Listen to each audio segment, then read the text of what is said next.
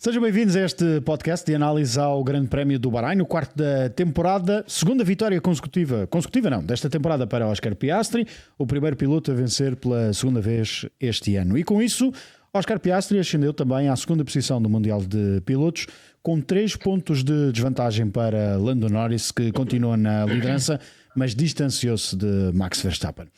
Para esta análise ao Grande Prémio do Bahrein, aquele que foi o mais emocionante desta temporada, João Amaral, o Henrique Chaves, o João Carlos Costa e também o Nuno Pinto. Nuno, já estás aí a dizer, parece que não concordas que foi o mais emocionante desta temporada. A pergunta eu acho que foi a Austrália. Foi a Austrália? Está bem, pronto. A pergunta que tenho para te fazer foi uma pergunta que ontem, domingo, o João Amaral fez a determinada altura no estúdio, que é: e então, o Piastri já vive na cabeça do Lando Norris ou não? Opa, desde domingo não sei, não é? Desde domingo, mas se calhar, considerando o que eu disse no pré-corrida e depois vendo como é que a corrida começou logo com um disparate, aparentemente com um disparate do Norris, e depois o acumular de pequenos erros que ele fez durante a corrida, pode-nos dar dúvidas, não é? Começamos a ter base para duvidar se o Norris está mesmo confiante a 100% que é o piloto número 1 e grande candidato ao título da McLaren, ou se vai ter ali muito trabalho com o Piastri, com o seu companheiro de equipa. Sim, acho que é legítimo questionar, temos que esperar pelas próximas corridas para ver, e temos também que ver o que é que como é que o Norris reage, e o que é que faz e o que é que diz daqui para a frente. Mas neste momento o Piastri está-se a mostrar, isso não há dúvida. Não há dúvida nenhuma, acho que foram muitos erros, muitos erros, mesmo assim ainda quase que acaba em segundo, como tinha sido a previsão antes da corrida. E se não fosse o acumular de pequenos erros, acho que tinha sido facilmente segundo lugar para o Lando Norris. Assim perdeu 3 pontos que são sempre importantes nesta e mais à frente do campeonato. Nós, na manhã desta segunda-feira, quando estávamos a preparar este videocast de análise, estivemos a partilhar o momento em que o Lando Norris chega à grelha de partida, e até recordo, Nuno, tu pediste, deixa-me ver desde a entrada na reta da meta, porque andavas ali à procura de alguma coisa, de tentar perceber alguma coisa. Queres-nos explicar, já que estamos também a ver essas imagens, do momento em que Lando Norris por 2 vezes sai da zona onde inicialmente se tinha colocado? Pois é isso, eu queria ver, porque os pilotos têm que fazer vários procedimentos. Eu já expliquei isso há uns anos com um onboard do Fernando Alonso, todo o procedimento que eles têm que fazer antes do arranque, que é o encontrar o ponto da embreagem, deixar a embreagem no ponto ótimo, e isso que é o chamado bite point find, é o ponto em que a embreagem morde, que fica ali pronta para arrancar, e depois eles têm um set pré-definido de quando têm que largar a embreagem.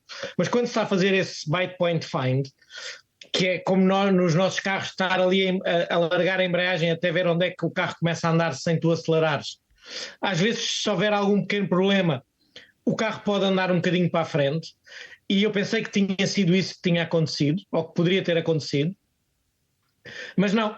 Se nós depois formos ver o procedimento de arranque todo, o Norris para na grelha, depois decide que não está no sítio certo e mexe virando o volante e anda uns centímetros para a frente, e depois, ainda não contente com a posição, deve pensar que não estava no sítio certo e ainda anda mais um bocado voluntariamente, e sai da caixa da partida, e depois de tudo isso é que faz o bite point find e que se prepara para o arranque. Por isso foi ele claramente que se perdeu um bocadinho na posição que tinha que estar na grelha e que arriscou mexer, o que eu também não entendo, porque mesmo que ele tivesse parado meio metro atrás, é sempre melhor fazer o arranque meio metro atrás do que arriscar uma penalização, e a penalização é só de 5 segundos agora. Antigamente era um drive-thru por falsa partida, e é um bocadinho inconcebível, a menos que tenha havido ali outro problema qualquer que eu não consegui descortinar pelo onboard, mas quando estiver com ele vou perguntar se houve algum problema ou não. Mas é que não parece que o único problema foi que ele não ficou satisfeito com a posição onde estava e quis corrigir e errou, e é um erro que lhe custa-lhe bastante. E imediatamente quem está na grelha de partida também a perceber a posição em que está Lando Norris é Max Verstappen, que abre logo o rádio e diz ao Jean-Pierre Lambiase: olha que o Lando não está na posição. E têm sido vários erros ao longo dos últimos fins de semana. João Amaral já começa a sentir um bocadinho da pressão? Bem, quer dizer, eu não posso dar uma melhor resposta do que o Nuno deu. Eu ontem já fiz a pergunta um bocadinho provocatória antes da corrida e, como o Nuno diz, foi antes disto tudo que aconteceu naquela hora e meia, hora e 45. Quer dizer, não faço ideia se ele sente a pressão. Há uma coisa que eu admiro no rapaz, é que ele admite imediatamente os erros e não vai buscar aquele livro de desculpas tremendo, aquele bloco de páginas que alguns pilotos têm para saber o que é que esteve errado, e ele admite que é ele que está errado. Há uma coisa que eu também tenho que dizer em jeito de brincadeira: esses metros, esses centímetros que ele para atrás, eu se fosse ao Lando Norris parava sempre muito atrás, porque ele depois disso faz um arranque do caraças. Quer dizer, o Henrique disse isso na transmissão. Ele, depois de ter falhado aquilo, faz um arranque extraordinário em que chega à primeira curva a disputar o lugar com o Russell, que por sua vez estava a disputar o lugar com o Piastri, e de facto, ao contrário do que é habitual no Lando Norris, ele faz um muito bom arranque. É pena ter estragado tudo com a penalização que tem depois. A pressão tem que estar a sentir, ele sabe que tem o melhor carro e, portanto, por muito... Essa é outra coisa interessante entre os dois, é que o discurso do Norris ao longo do fim de semana foi sempre: nós não temos o melhor carro, nós não temos o melhor carro, o Verstappen que venha testar o carro, e o Piastri, por contraste, diz: nós temos o melhor carro, e dizer o contrário é um disparate. É outro ponto em que eles começam a entrar na cabeça um do outro, nessa pequena guerra psicológica de saber quem é que diz mais o quê e quem é que contraria mais o outro. Portanto, pressão ele tem que sentir, quer dizer, não há maneira de não a sentir. Eu confio e acho que ele tem talento suficiente para conseguir dar a volta por cima, mas nós acabámos aqui a corrida na Austrália a perguntar se o Piastri ia conseguir dar a volta por cima, porque a corrida lhe tinha corrido mal. Eles vão ter muitas etapas para isto, faltam 20 corridas, vão ter 20 corridas para andar por cima, por cima, por cima, por cima, por cima, e quem conseguir passar mais vezes por cima, chegar ao fim em primeiro lugar, é campeão do mundo. E já que falas aí nas declarações, vamos às declarações de Oscar Piastri e também de Lando Norris no final da DAZN. It's obviously incredibly early, 4 races in. I think for me it's more the performance that I'm very proud of. Obviously the points are great as well, but I've just been very proud of the weekend I've been able to put together. Qualifying was great. The race, I felt like I had under control. So, I think that is worth just as much as the 25 points. I mean, I just think of what I should have achieved today, and today I should have achieved the second place. So I'm a bit disappointed that I made so many mistakes in trying to achieve it, but I still got some good points. I kept myself in the fight. I kept the car alive, and third is not bad. Could be worse, but I just thought I was on my marks. I checked my marks, but I obviously got something wrong. So I don't know, we need to review it. As declarações dos dois pilotos da McLaren. Quem falou no final do Grande Prémio também à DAZN em exclusivo foi Andrea Stella, que diz que esta é também uma forma de aprendizagem para Lando Norris. I think this one for Lando will be one with opportunities because yesterday in qualifying didn't manage to put the lap together. Today the penalty on the grid certainly made his life complicated, but we also admire the way he was fighting during the race to get the positions back. He never gave up, and it's a deserved podium. As declarações de Andrea Stella sobre Lando Norris, mas também sobre Oscar Piastri. São 24 grandes prémios, Henrique, são 24 lições, mas a verdade é que esta temporada Lando vai segurando esta liderança, mas têm sido vários os erros ao longo deste início de temporada. Sim, é verdade. Mesmo a Austrália que ele ganhou também teve aquele erro, obviamente numa circunstância de pista bem mais complicada, mas sim, tem sido um acumular de erros por parte de Lando Norris. Não quero acreditar que seja se calhar a pressão, mas sim o facto de ele não se sentir muito confortável. Agora, se o desconforto dele advém da falta ou da pressão provocada por Piastri, ou pela pressão de ter o melhor carro e saber que é um dos candidatos ao título, isso já só ele poderá responder, ou um psicólogo, ou quem quer que seja que fale com ele. Mas a verdade é que tem cometido esses erros, e o acumular desses erros estão-lhe a custar bastantes pontos.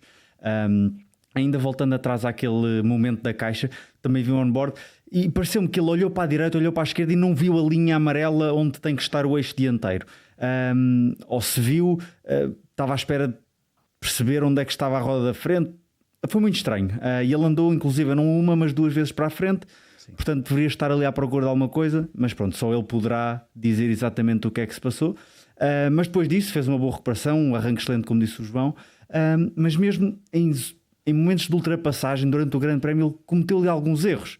Obviamente está sob pressão, está lá, chegar a um ponto de travagem de 330 km por hora e tentar travar quando tem um Leclerc, por exemplo, lá à frente, não é fácil, mas houve ali pequenos erros que, tendo um carro mais competitivo, poderia ter gerido de forma diferente. E vimos, por exemplo, Kimi Antonelli, ele ultrapassava Verstappen num carro se calhar que estava difícil para o piloto neerlandês, mas que preparou muito melhor a ultrapassagem, e eu acho que o Lando Norris tinha essa capacidade, mas pronto, são estes pequenos erros que vão subtraindo pontos à conta de Lando Norris. E é o fim de semana em que o Oscar Piastri, João, define-se também como candidato ao título. O candidato ao título sempre foi. A Austrália deixou um bocadinho de pé atrás relativamente ao Lando Norris. Eu ainda voltando à questão do Lando Norris, eu acho que nesta altura o Lando tem mesmo o apartamento, a penthouse do Tiki e do Tech, alugado ao Tech Verstappen e ao Tico Piastri. Parece-me. Mas vamos ver. O Lando, mesmo nas formas de promoção, nunca foi conhecido por ser um piloto forte psicologicamente. E daí alguns resultados que se pensava que seriam extraordinários e acabaram por não ser de facto. Verdade. Quando chegou à Fórmula 1, sobretudo nos primeiros anos, até parecia ter resolvido essa questão. Só que nunca esteve verdadeiramente na batalha pelo título. O ano passado, no final do ano, podemos dizer que cometeu também alguns erros, verdade que estava longe de Verstappen, e este ano começa bem, ainda que também tenha cometido um ligeiro erro, mas começa a ganhar. Depois em Suzuka tira partido do facto de ter ficado à frente do Piastri na qualificação, mas não consegue fazer absolutamente nada face ao Max Verstappen, e aqui, de facto, foi um fim de semana com alguns erros, vocês já os explicaram. Acho que nesta altura é difícil nós fazermos um prognóstico relativamente àquilo que poderá ser a forma como o Lando Norris vai olhar para estas 4 corridas e a partir daqui tomar uma atitude. A mim o que me preocupa mais no caso do Lando Norris é ele passar a vida a dizer que não se sente confortável no carro. E diz isto desde os testes de pré-temporada. Pelo contrário, como disse o João, o Piastri não diz isso. Ele, Piastri, sente-se confortável no carro. O Lando Norris, por alguma razão, não se sente. Será, como dizia o Henrique, só uma questão psicológica? É mesmo um carro que não está, digamos, capaz de lhe transmitir a confiança? Porque ele faz a comparação direta com o carro do ano passado. E diz, o carro do ano passado, eu sentia-me confiante, sentava-me, punha o motor a trabalhar e ia para a pista e o carro fazia aquilo que eu queria. Este eu ainda não consegui repetir essa sensação do MCL 38. Pode ser também essa a explicação. O Piastri, de facto, está num crescendo. Agora, vamos ver o que é que o Piastri vai fazer a partir daqui. Tudo isto, estes problemas da McLaren vão permitindo que os outros pilotos vão se mantendo, sobretudo Russell e Verstappen, perto, e temos os 4 primeiros em 14 pontos. Num campeonato em 4 corridas onde o McLaren, em condições normais, devia ter ganho todas e se calhar fazer 1-2 em todas, e os outros já deviam estar mais longe. Não estão, muito por culpa dos pilotos da McLaren, não tanto, e também por aquilo que os outros fizeram, mas muito por culpa dos pilotos da McLaren aqui e ali. Trazendo para cima da mesa também um outro momento, e não querendo estar aqui a condicionar a vossa opinião e a vossa análise, o momento em que George Russell questiona o seu engenheiro e diz 24 voltas com os macios, isto é audácia, não é? Vamos a esse momento, porque depois houve logo uma resposta de Lando Norris. 24 laps on a soft is pretty audacious. Orlando Russell's already worried about the soft for this length of stint. Yeah, I don't think he should be. I mean, the soft was mega. I think it's a good tires. Momento da corrida em que Lando Norris já deixava aqui antever um bocadinho aquilo que aconteceu depois no final da corrida. Havia sempre essa expectativa de uma eventual penalização a George Russell, que não se veio a confirmar devido aos problemas com o DRS. Não querendo estar a fazer demasiadas perguntas, deixando roda livre claramente, George Russell é o piloto do fim de semana, não para os fãs, porque não foi de facto, mas é o piloto, pode-se considerar o piloto do fim de semana. Eu sei que o Nuno vai dizer, o piloto do fim de semana é sempre aquele que vence.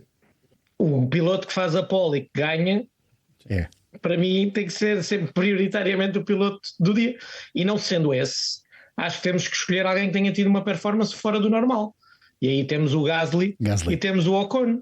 E não ia pôr o Russell, que tem andado no pódio em todas as corridas e parece ser o segundo melhor carro do pelotão, ficar em segundo. Não acho que mereça ser o piloto do fim de semana, mas são opiniões, não é? Quem não é de certeza é o Hamilton, como foi eleito, mas isso, da mesma maneira que não era o Antonelli na outra, não é? Mas isso, não, temos que fazer o nosso piloto do fim de semana, como tu estás a lançar aqui, e não ligar para aquela votação que é completamente descabida já há alguns anos. Mas eu queria só dar aqui um toque, porque acho que também estamos a ser injustos com o Norris um bocadinho, porque ele ainda é o líder do campeonato, e pegando só numa coisa que o João disse que me deixa um bocadinho desconfortável, que é o Norris foi campeão do mundo de karts, ganhou a Fórmula 4, ganhou a Fórmula 3 europeia, quebrando um domínio de 8 anos ou 9 anos da Prema. A Fórmula Renault. E só não ganhou na Fórmula 2. E não ganhou a Fórmula 1. Também ganhou a Fórmula Renault. Ganhou a Fórmula Renault. Exato. Pronto, e até estava a esquecer dessa. Por isso não sei bem onde é que tu dizes que ele nas fórmulas de promoção não era forte. Não, eu não disse que não era forte. Eu acho que ele de vez em quando tinha essa incapacidade de gerir momentos. E falhava muitas vezes. Tens-me dar exemplos. Olha, dou-te um exemplo concreto. Uma corrida da Fórmula Renault no Autódromo do Estoril, nas 4 horas do Estoril, em que ele fez variedíssimos erros quando estava na luta pelo título. É apenas um exemplo, mas haverá outros, de certeza absoluta. Mas ganhou, não é? Não nesse ano, foi no outro. Ok, pronto. Eu acho que estamos a ser injustos. Acho que temos que lhe dar mais tempo, até porque, como nós também dissemos isto sobre o Verstappen nos primeiros anos em que ele lutava por vitórias com o Hamilton, falta-lhe essa bagagem. Falta-lhe a bagagem de lutar por um título na Fórmula 1. E ele realmente, no ano passado, ainda não foi candidato ao título. Só agora é que é. E só estando nesta situação é que se aprende e que se ganha essa experiência. E uma comparação que é, ele está nessa situação com um companheiro de equipa forte e que está a fazer jogo de igual para ele, quando, pegando nos exemplos dos últimos campeões do mundo, tanto o Hamilton como o Verstappen nunca tiveram essa ameaça interna, que é bem mais difícil de lidar, porque têm as mesmas armas. Por isso acho que temos que dar mais um bocadinho de tempo e não ser tão críticos. Quanto ao Russell, acho que está a fazer um extraordinário campeonato até agora e a amealhar todos os pontos que pode sem se meter em confusões. E é isso que tem que fazer, enquanto o Mercedes não der para ganhar corridas. Mas tem estado muito bem, lidando muito bem com a ameaça, entre aspas, de um piloto jovem e que é rápido, mas que ainda não lhe fez moça, e tem estado muito bem. Agora não é o piloto do fim de semana, mas tem sido um dos melhores pilotos do campeonato até agora, isso acho que é inquestionável. Mas acho que a pergunta do Oscar tinha um bocadinho a ver com a questão dos pneus, a história de os macios no final fazerem tantas voltas, mas ficou a ideia, e o Lando Norris foi um dos que falou nisso, o Piastri depois até no cooldown room falou nisso. Os pneus do fim de semana foram mesmo os macios, estranhamente, mas foram os macios. Já o ano passado o Verstappen tinha se sentido mais confortável com os macios do que com os duros, e os médios ninguém usou, não é? Ficaste com essa ideia? Sim. Também? Acabou por ser. Toda a gente achava que eram os médios, os C2. Os C2 que iam ser o pneu da corrida, e os soft acabaram por funcionar bem, até para quem arrancou com eles, que é uma situação muito mais complicada, e depois tanto no meio como para o fim da corrida funcionaram bem. E é verdade, quem meteu com o safety car macios e ainda tinhas 25 voltas pela frente, houve ali um bocadinho de dúvida, mas ao fim de 5, 6 voltas essa dúvida estava esclarecida. E o que é esquisito, entre aspas, é para tantas voltas, tudo bem que já é com o carro mais leve, mas o macio acabava por ser melhor do que o duro, e o duro tinhas que andar a puxar por ele para ele funcionar. Tem havido um bocadinho de... As equipas ainda não perceberam bem como é que o pneu funciona no domingo em relação a como funciona na sexta e no sábado. Principalmente isso. Acho que estes compostos e esta construção de pneu da Pirelli para 25 tem umas características um bocadinho diferentes do que vimos nos anos anteriores. Mas tem sido, sim, desculpa Henrique, mas tem sido sempre, é verdade o que dizes, mas o erro tem sido sempre de conservadorismo, ou seja, é a terceira corrida em seco que temos, é a terceira corrida em que a degradação é menor do que se está à espera. Não estão a escolher também pneus, não pode ser a escolha dos pneus que está errada à partida da Pirelli, ou seja, não podem escolher compostos mais macios em virtude disto? E para mim sim, isso é uma boa questão, mas também temos que pensar que temos lidado com asfaltos muito diferentes. E tivemos Austrália e China com asfalto e condições meteorológicas diferentes do esperado, e aqui no Bahrein sim, foi especialmente porque nós testámos lá, e testámos há um mês atrás, por isso devia-se ter uma noção melhor do que é que o pneu ia valer em situação de corrida, e é verdade que os macios foram uma boa surpresa, uma muito boa surpresa até.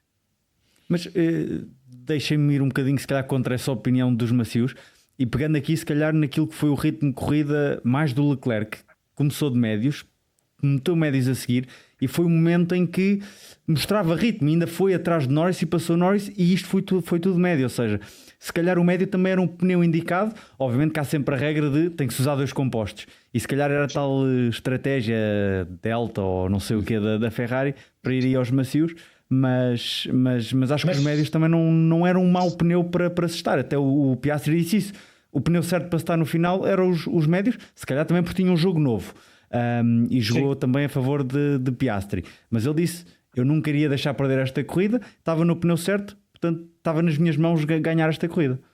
Sim, eu reparo, eu lembro-me que o Leclerc consegue ganhar ao Norris quando tem vantagem de pneu, naquele momento que ele tinha 5 ou 6 voltas a menos na paragem, e consegue impor um ritmo muito bom, e é verdade que o Ferrari parecia mesmo muito bom com os médios, melhor do que com qualquer outro pneu, e o Leclerc consegue isso, mas depois o Norris fica atrás dele. Não, o Leclerc não continua a abrir, o que mostrou que o pneu médio tinha ali uma vantagem no início do stint e depois estabilizava. Porque eu lembro-me disso, lembro-me do Norris não conseguir aguentá-lo e depois ficar atrás. Mas é verdade que se calhar temos isto, temos algumas equipas que são muito melhores com um composto, outras com outro, e eu mantenho um bocadinho o que tinha dito no pré-corrida. A McLaren, fosse o pneu que fosse que tivesse escolhido, conseguia ganhar a corrida na boa. E o Piastri andou a poupar. Pois. Olhando para GPS, olhando para a quantidade de lift and coast que ele fez, protegeu os travões, ele andou o que precisava para ter ali 3, 4 segundos de margem para um problema num pit stop, e depois não apertou mais do que isso.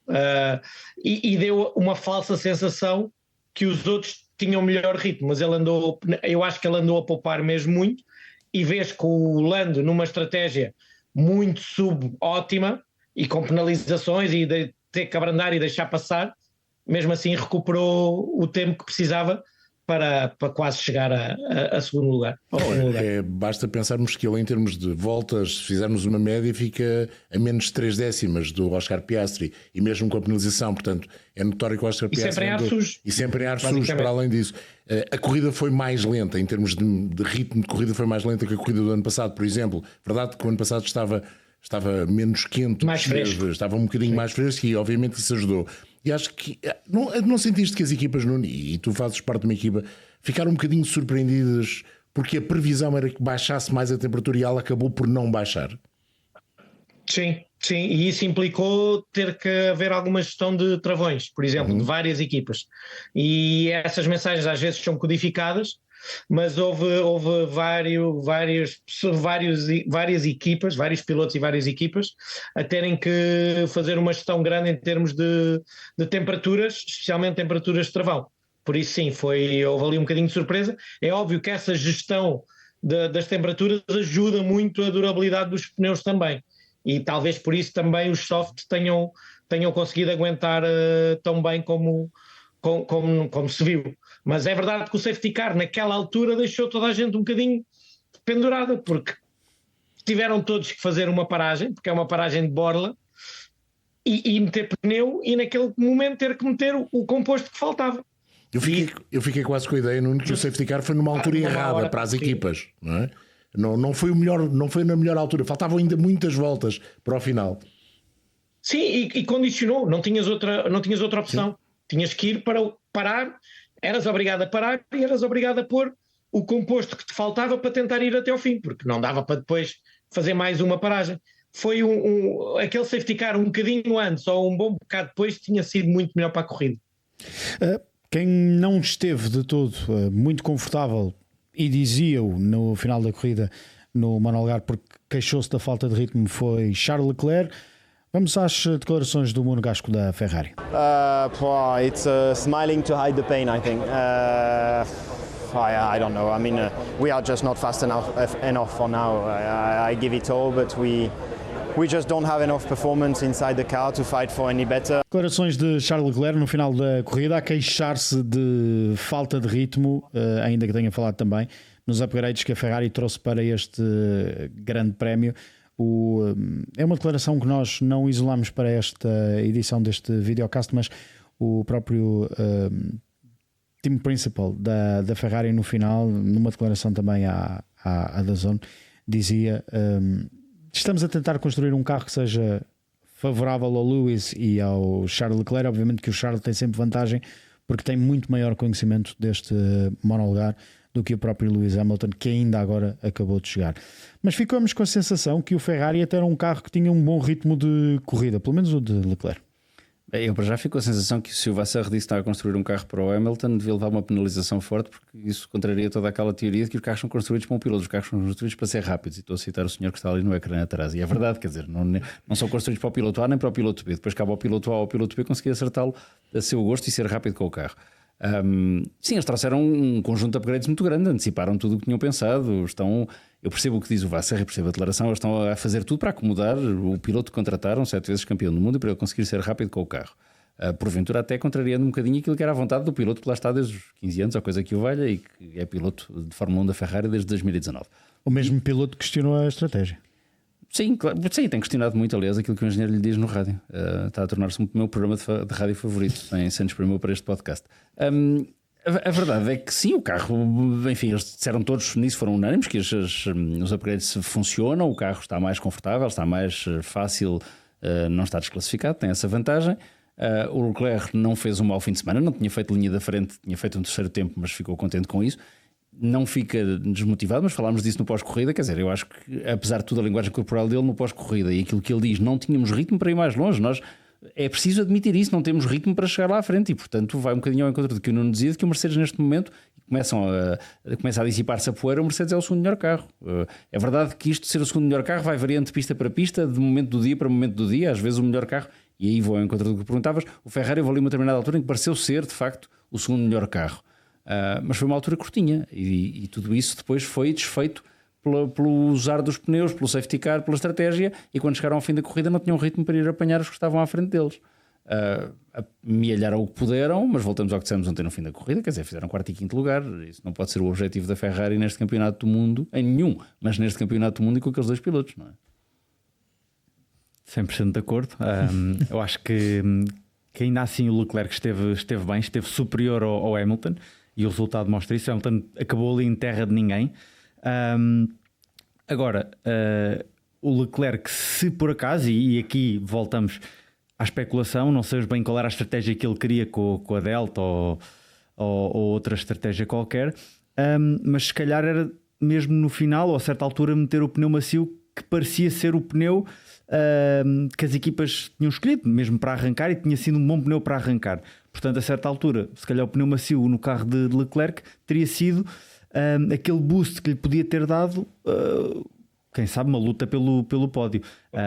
Se calhar médio, macio, médio no final poderia ser uma estratégia bem mais viável para Leclerc, e eu, pelo que eu percebi pelas comunicações rádio, não foi a estratégia que Leclerc decidiu, mas sim o engenheiro, e poderia ter dado aqui mais alguma coisa. Hamilton, acho que tem que dar um bocadinho mais. Para mim está a desiludir, mesmo que a Ferrari esteja a desenvolver o carro, a tentar acomodar o piloto que veio. Assim, tem que se habituar, mas o primeiro ano que ele fez na Fórmula 1, e era a Fórmula 1 e era tudo novo, teve de voltar pelo título. Ok, carros. Tudo novo é muito subjetivo.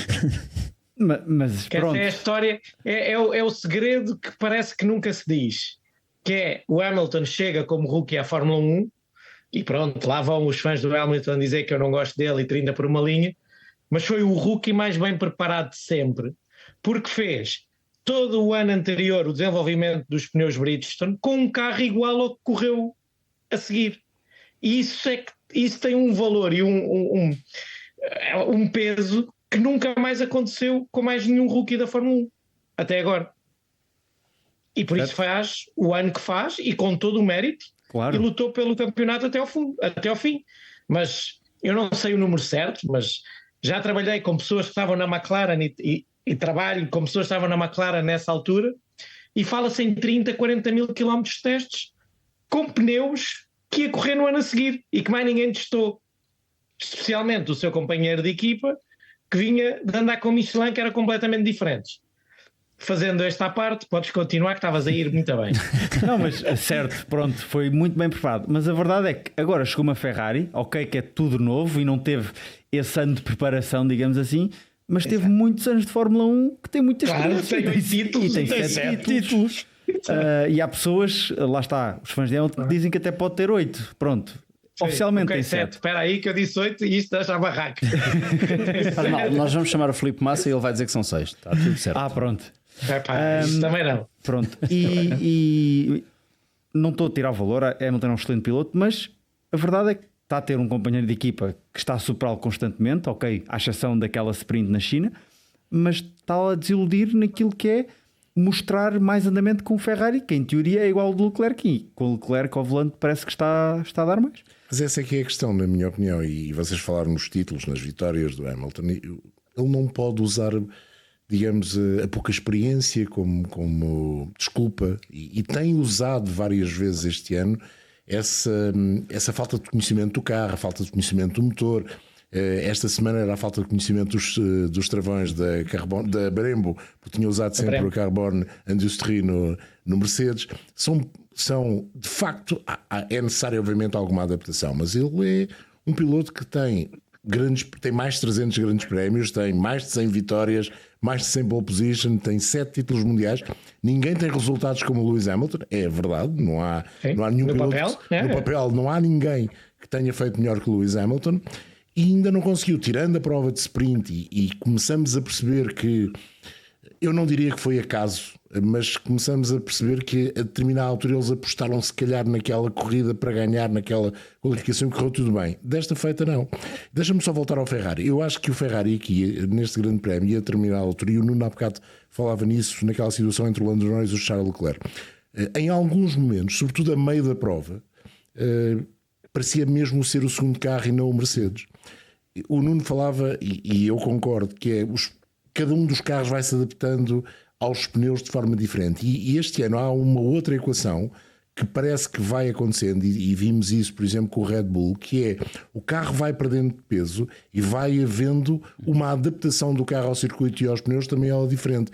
E exageradamente diferente para aquilo que é o normal entre a degradação do pneu e o ganhar por estar mais leve o peso. Portanto, no fundo, será isto, e até deixa a pergunta para o Nuno. Nuno, isto é os engenheiros já irem ao limite? Já estamos mesmo no limite deste regulamento e já se procura coisas que depois têm estas consequências?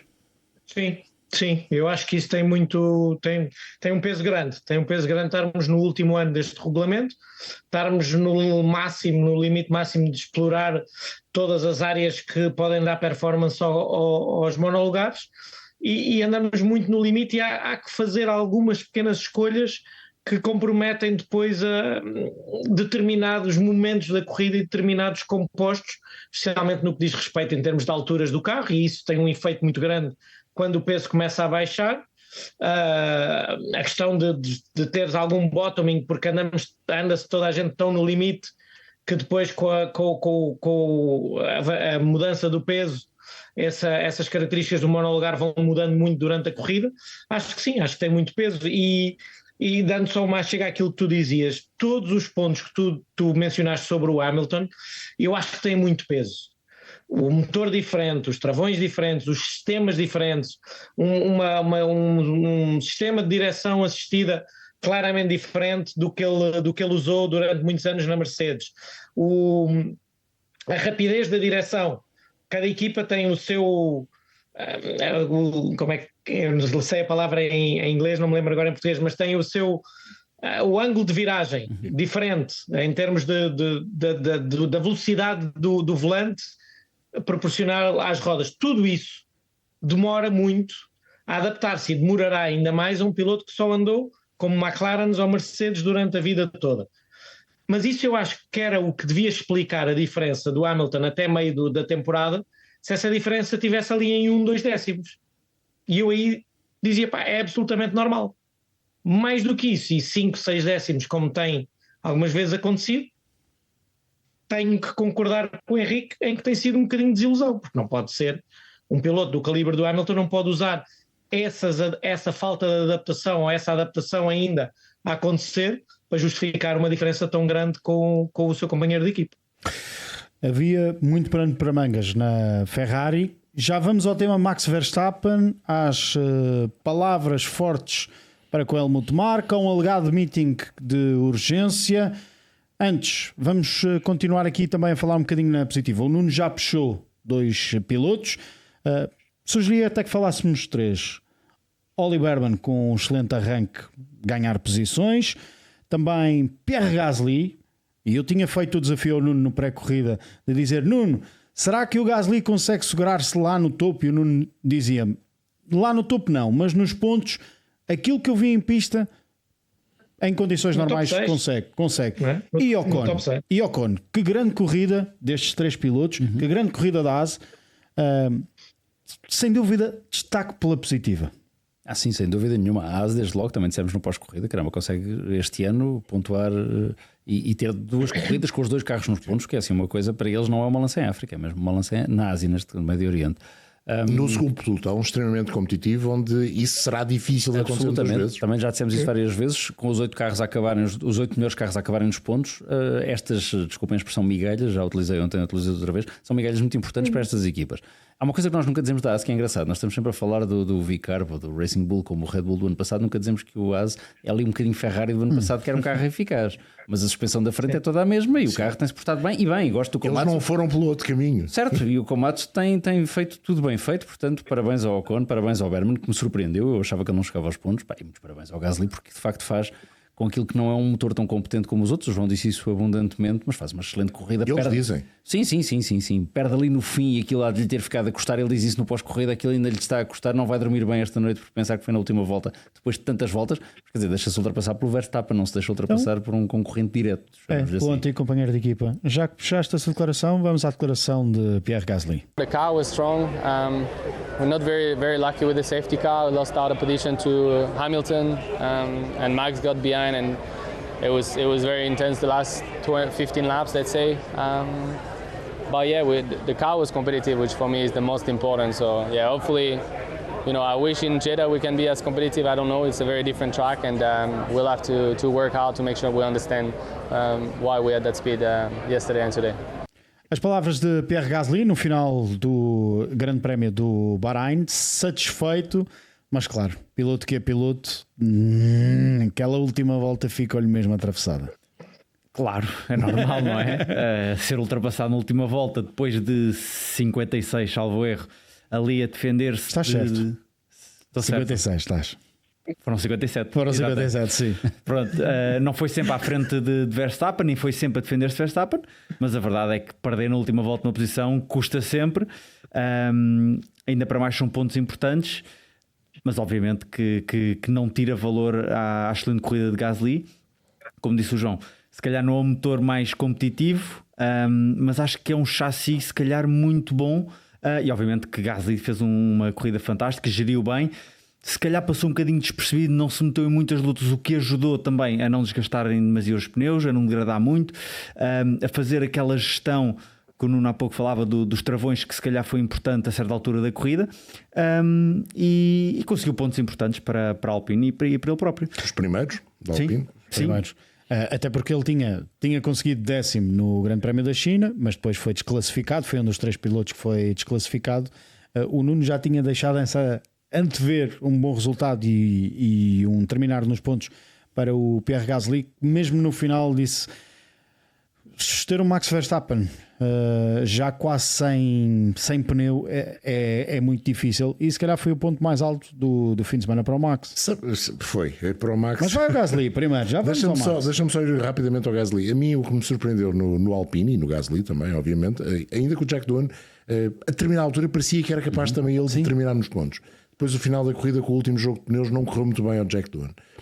Mas o Alpine tinha uma particularidade. Nós pensamos, bom, eles queixam-se que o motor não está ao mesmo nível dos outros, vão tirar um bocadinho de apoio, e o carro de facto era rápido nas zonas com alguma velocidade, mas depois conseguia fazer alguns milagres nas zonas onde o apoio também era preciso e era bastante eficaz naquela sequência 5, 6, 7, era eficaz na sequência 8, 9, 10 e portanto havia ali um misto, o que quer dizer que o chassi não é nada mau, o chassi do Alpine não é nada mau e aquilo que tinha acontecido até agora tinha tido outros fatores, se calhar no caso do Dua, no acidente em Suzuka terá levado a que o piloto tenha feito um grande prémio que fez. O Gasly de facto não fez um bom grande prémio em Suzuka, mas tinha feito um bom grande prémio na China. Portanto, este Alpine parecia, por estar em último, se calhar é o pior carro. Não parece nada que seja o pior carro. Aliás, nos testes pré-temporada tinham andado muito bem e tinham deixado a ideia que até podiam andar ali na batalha bem à frente no segundo pelotão, como conseguiram aqui. Vamos ao tema Max Verstappen ou não? Antes de irmos ao tema Max Verstappen, Nuno, falaste com... Acho que de certeza que falaste, pelo menos com o Ocon depois do final da corrida. Satisfeito com este resultado porque a Haas consegue, olha, um termo que a gente tem utilizado muito nos últimos dias, maximizar tudo. Sem dúvida, sem dúvida. Então isto estão em muito boa forma e eu acho que eles não têm o 5º melhor carro, mas têm sido a 5ª melhor equipa em termos operacionais e têm aproveitado muito bem depois daquele desaire na Austrália em que claramente o que eles levaram para lá não funcionou e passaram o fim de semana todo sem encontrar a performance no monolugar, mas tiveram a capacidade de entender qual tinha sido o problema, reagir muito rapidamente e logo a seguir China, Japão e Bahrein tiveram sempre excelentes corridas, se não os dois pilotos, pelo menos um deles, e conseguiram amilhar muitos pontos com ótimos resultados. Acho que têm estado muito bem, como o João Amaral diz, são o Ferrari B, não podemos esquecer isso, mas isso faz parte e têm explorado isso muito bem. Começou a haver alguns rumores no início, quando eles tiveram aquela má prestação na Austrália, que o Fábio não tinha agradado à Ferrari e que por isso é que já lhes tinham cortado a torneira das informações, mas não é verdade. E não é verdade que tenham perdido competitividade, não sei como é que estão a operar, como é evidente, mas temos os dois pilotos, é óbvio que eu conheço muito melhor o Ocon do que o Berman e tenho muito mais confiança, mas tenho o Ocon a dizer que o carro é bom de guiar, que gosta.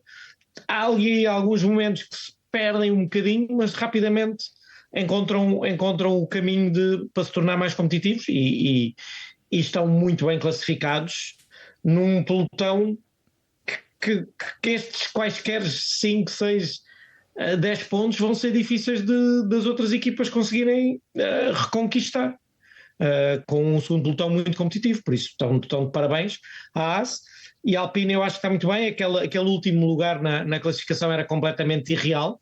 É verdade que o Alpine parece ser um monolugar um bocadinho que varia, tem algumas variações de competitividade segundo a pista, mas é um monolugar bem nascido e eles vão rapidamente sair da zona mais baixa da tabela porque têm um bom monolugar e têm para mim dois bons pilotos, se bem que é óbvio que o Gasly num nível diferente em relação ao Doohan atualmente, mas têm ali dois pilotos que podem a qualquer momento fazer bons resultados.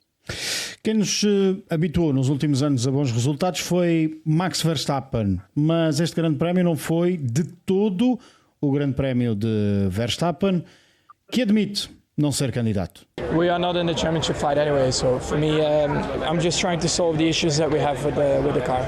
A declaração de Max Verstappen admite não ser candidato. Tudo o que poderia ter corrido mal neste fim de semana parece que correu.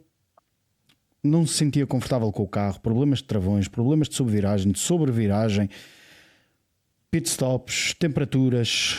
Primeiro o semáforo que não acendia, mas também não acendia para ele, não acendia para o Yuki Tsunoda. Depois é aquela pistola. Há uma crise instalada neste momento na Red Bull. Eu tenho sempre muita dificuldade em falar de crises a seguir a uma má corrida e a sucesso intemporal a seguir a uma boa corrida. As coisas têm que ser vistas um bocadinho mais como tendência. E uma equipa que ganhou 4 campeonatos seguidos e que fez tudo isso, estamos a dizer isso nesta mesa desde o início da pré-temporada. Não vamos descartar a Red Bull. Desculpa, diz-me. E ganharam a semana passada. Isso. Ganharam a semana passada, ganharam 4 campeonatos consecutivos. Quem está a descartar é o Max, atenção. Certo. Mas o que eu quero dizer é, a crise também não. Eu percebo que as coisas assumam um mediatismo e uma gravidade tremenda para quem está no meio do turbilhão desses acontecimentos. Nós estamos um bocadinho fora, portanto aproveitemos isso. Crise não digo que haja, que foi um fim de semana mau para a Red Bull, isso parece-me óbvio. Quer dizer, dentro dos positivos, e falámos deles no fim da corrida também, o Tsunoda foi à Q3, fez pontos, é a primeira vez que um piloto da Red Bull, sem ser o Verstappen, faz pontos desde Las Vegas do ano passado. São 2 pontos. Isso é um positivo. Estava quanto? 95-0. 95-0 até ontem. Quer dizer, mas esses são positivos muito poucos para uma equipa como a Red Bull. Ou seja, se isso não é positivo é porque eles têm sucesso. Portanto, crise não sei se há. Há todos os sinais de uma tempestade. Isso há. Quer dizer, o Verstappen tem uma declaração ao longo do fim de semana que eu adoro. Não é só dizer que não é candidato ao título. É quando lhe perguntam na televisão neerlandesa se ele está a lutar pelo título. Falas ele diz, neerlandês? Eu não falo neerlandês, mas falo translate post. Ok.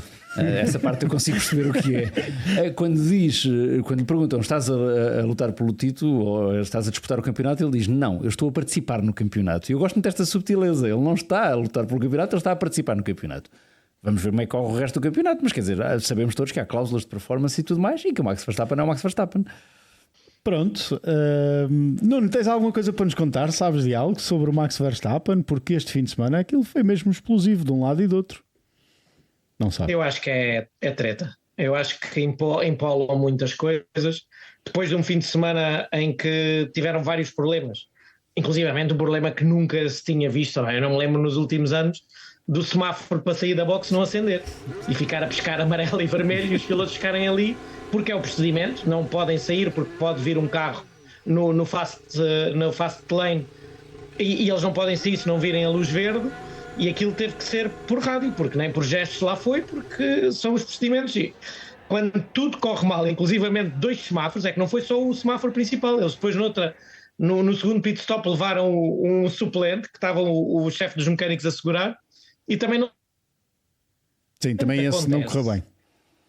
Sim, e para os 2 pilotos, quando tudo isto acontece, que haja uma reunião no fim para se analisar o que é que correu mal e o Max ter acabado em 6º ou 7º, ou ter andado a corrida toda lá para trás, é normal que se sentem e que falem para tentar que isto não se repita e para tentar perceber a causa da falta de competitividade. Agora, não acho que seja mais do que isso, não acho. Aquela do que viram o Vermeulen a falar com o Helmut Marko e a sair à pressa. Se calhar saiu à pressa porque tinha que ir para o aeroporto apanhar o avião, muita gente saiu de lá ontem à noite, ou para evitar o trânsito. Eu não entro nessas dos clickbaits, não é? E de tentarem já grandes guerras internas. Já houve guerras, para guerras e para confusões internas estavam eles pior no início do ano passado. Sim. Com tudo o que aconteceu. Neste momento o Max está em terceiro, está a meia dúzia de pontos ou uma dúzia de pontos da liderança e já ganhou uma corrida no braço e sendo competitivo, e fez uma pole no Japão. Acho que não está assim tão mal quanto isso. Se há cláusulas ou não, nós não as sabemos, mas normalmente uma vitória tem um peso grande nessas hipotéticas cláusulas para um piloto se poder libertar de um contrato.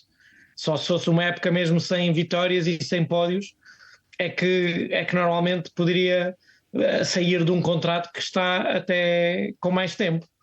Por isso eu mais do que vocês não sei menos, até porque não ligo a essas há uma coisa que sabemos, não, é que o Yost tem estado muito calado e isso é um bom sinal. Tem andado a fazer rallies e bem. Ele a semana passada fez o rally. Exato, eu ainda não, se não estou em erro, eu acho que só o vi na Austrália. Acho que ele só esteve mesmo na Austrália, sim. Sim, porque depois começou a preparar o rally. Não o vi em mais nenhum e faz ele bem, não é? E anda a divertir-se, que também merece, porque o trabalho que ele tinha que fazer já fez. Verdade. Não, há umas décadas. Eu em relação ao Max Verstappen, acho que obviamente que era uma pista diferente da de Suzuka e o Red Bull não mostrou ser tão eficaz como foi, mas fez uma corrida, se calhar com os problemas todos, da pistola da frente direita, problema dos semáforos e tudo mais, e ainda assim, e mesmo com o safety car, que acho que foi um dos pilotos que foi um bocadinho prejudicado, e não falámos há pouco do Gasly, que acho que também foi um dos pilotos um bocadinho prejudicado, acho que perdeu a posição para o Hamilton, ainda assim conseguiu o 6º lugar. Agora, não era o que ele queria, não é aquilo que a Red Bull quer, obviamente, mas foi aquilo que foi possível.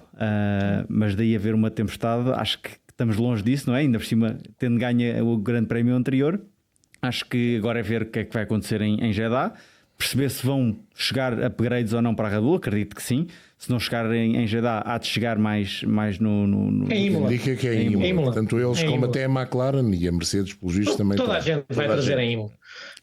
Só uma coisa que eu queria dizer, que é o andamento do Red Bull neste fim de semana foi o andamento do Red Bull nos testes, no Bahrein. Foi exatamente o mesmo. E eles já tinham tido dificuldades nos testes e voltaram a ter agora. Por isso, não foi surpresa. É óbvio que é surpresa depois de virem ganhar uma corrida, mas eles já tinham tido problemas neste circuito durante os testes pré-temporada. Por isso acho que foi muito similar. E o Max avisou para isso logo no lançamento do fim de semana. Sim, e até o facto de terem usado as 3 misturas de pneus. Talvez porque não tivessem encontrado nenhuma em que se sentissem confortáveis. O Max foi o único que guardou os 2 jogos duros para. E guardou 2 jogos duros. Essa foi uma coisa que ninguém fez e eles fizeram. Talvez porque. Mas só com o Max. O Tsunoda precisaram de pô-lo a rodar com o segundo jogo. A fazer voltas. Exatamente. Claro. É, por isso, um candidato ao título. Nem que seja porque já venceu um grande prémio do Japão. E vamos lá ver. Ele na última volta foi à procura de mais um bocadinho. Foi à procura e encontrou. E até dissemos isso. Ele ganhar o Campeonato do Mundo por 2 pontos, foi ali que os ganhou. Ali. Eu achei bem outra coisa que eu não disse é porque eles já sabiam que eu ia andar mal. Dá-me ideia que houve uma outra equipa que anda de verde, também andou mal e também sabia que ia andar mal, não era? Péssimo. Mas já sabiam que isso ia acontecer. Quer dizer, quando o Red Bull andar bem, vocês ainda também andam bem. Não ouviste a transmissão, pois não? Não. É que eu a determinada altura chamei-lhes chicanos móveis. Olha, foi a roçar isso. Mas o dia hoje está-me a correr relativamente bem. Deixa estar. Ganhaste no paddle. Ontem foi um dia miserável em todos os aspectos. Não me relembrem isso. E pronto. Não, estamos muito mal. Jeddah vai ser melhor. Bahrein já se esperava que fosse péssimo. E conseguiu superar as expectativas para pior. Por isso foi dramático.